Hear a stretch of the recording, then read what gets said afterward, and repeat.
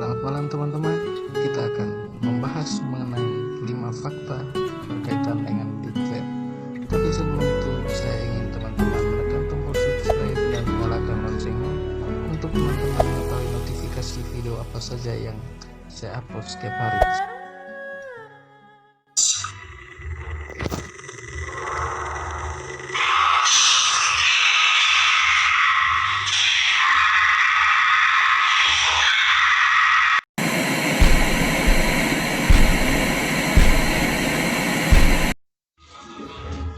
Halo teman-teman, jika teman-teman adalah seorang pembaca yang rajin atau mungkin seseorang yang suka menonton film-film yang berbau hacker,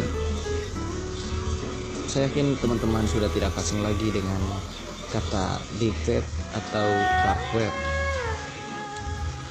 Seperti yang kita ketahui teman-teman, hacker dan dark web atau deep web ini adalah 3 hal yang berkaitan.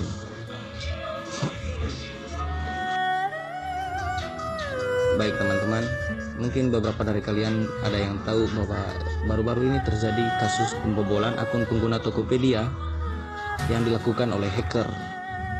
Selain itu ada juga laporan penjualan vaksin corona yang diduga palsu teman-teman dengan menggunakan darah pasien. Teman-teman kalau mau tahu, ini terjadi baru-baru ini semasa corona. Diketahui bahwa penjualan vaksin corona ini teman-teman itu terjadi di dark web.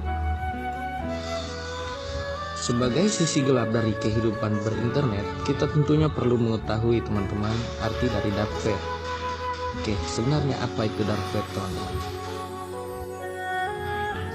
Tadinya saya sudah melakukan penelusuran lewat Google. Saya melakukan browsing teman-teman, sampai saya menemukan sebuah artikel yang menuliskan tentang 5 fakta deep web teman-teman. Saya pikir ini bagus untuk dibagi. Baik teman-teman, ini adalah hasil dari browsing Google saya mengenai 5 fakta dark web dari CSO Online. Tapi sebelum itu saya ingin mengingatkan teman-teman sekalian untuk menekan tombol subscribe dan jangan lupa membunyikan loncengnya teman-teman, agar segala macam hal yang saya upload ke dalam di channel ini dapat teman-teman ketahui.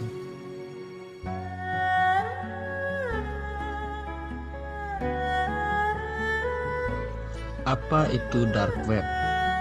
Dark web memiliki definisi sebagai bagian dari internet yang tidak terindeks dalam mesin pencarian.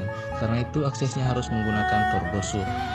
Kira-kira beginilah tampilan dari Tor browser teman-teman. Kita bisa melihatnya di sini. Pada tahun 2019 yang lalu teman-teman pernah dilakukan studi yang diketuai oleh Dr. Michael McGuinness dari University of Surrey. Dari studi kasus tersebut, mereka menemukan peningkatan angka sebanyak 20% dibandingkan tahun-tahun sebelumnya, terlebih khusus tahun 2016 untuk urusan pencarian dark web atau urusan situs dark web teman-teman.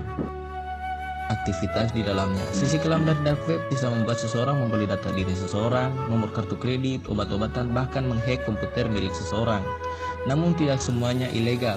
Dark web juga memiliki sisi legalnya teman-teman. Misalnya, pengguna dapat bergabung dengan klub catur atau membaca black book di dark web atau ikut bergabung di jejaring sosial seperti Facebook yang biasa disebut dengan Facebook of Tor. Kira-kira seperti itu tampilan teman-teman. Ini adalah gambar fenomena iceberg teman-teman. Kita bisa melihat perbedaan antara surface web, deep web, dan dark web. Di bagian atas adalah surface web teman-teman. Di bagian atas itu adalah bagian kita biasa menelusuri internet. Kita bisa memakai Wikipedia, Google, Cloud atau Bing. Sedangkan di bagian bawahnya surface web ada deep web. Di bagian itu pemerintah menyembunyikan ini rahasia-rahasia atau akademik informasi dan yang lainnya teman-teman. Di bagian paling bawah ada dark web. Di bagian dark web ini teman-teman ada begitu banyak hal yang ilegal seperti illegal porn, illegal informasi, source site, hacker, ada banyak hal lain lagi yang terdapat di dark web teman-teman. Kekerasan seksual, perdagangan senjata, perdagangan manusia, penjualan organ tubuh. Ada dulu salah satu situs terkenal sekali di dark web teman-teman dinamakan dengan Red Room, dimana di sana dilakukan aksi pembunuhan secara live, teman-teman, ditayangkan di dark web, teman-teman. Jika teman-teman ingin mengetahui seperti apa kasus street room tadi, teman-teman bisa menggooglingnya sendiri. Saran saya, jangan coba-coba memasuki deep web, teman-teman. Itu tidak baik sama sekali dan bisa merusak diri Anda sendiri. Patrick Ticket, Director of Security and Architecture dari Keeper Security, menuturkan bahwa perdagangan di darknet banyak terjadi menggunakan Bitcoin. Bitcoin telah menjadi faktor utama dalam pertumbuhan dark web, dan web gelap telah menjadi faktor besar dalam pertumbuhan Bitcoin, kata Tiquit.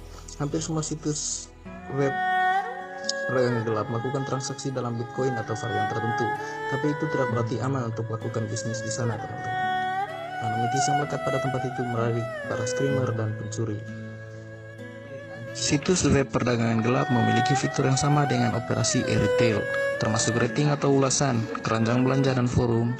Tetapi ada juga perbedaan penting. Salah satunya adalah kontrol kualitas ketika pembeli dan penjual anonim. Kredibilitasnya pun meragukan serta bisa dibilang seperti sebuah Dark web biasanya kerap disalahgunakan untuk melakukan aktivitas ilegal atau bahkan kriminal, tapi tidak bisa dikatakan semua aktivitasnya ilegal. Semakin banyak perusahaan web yang sah mulai memiliki kehadiran di sana. Ini menunjukkan bahwa mereka sadar bahwa deep web atau dark web itu sangat canggih. Tutur Tiquit. 10, 9,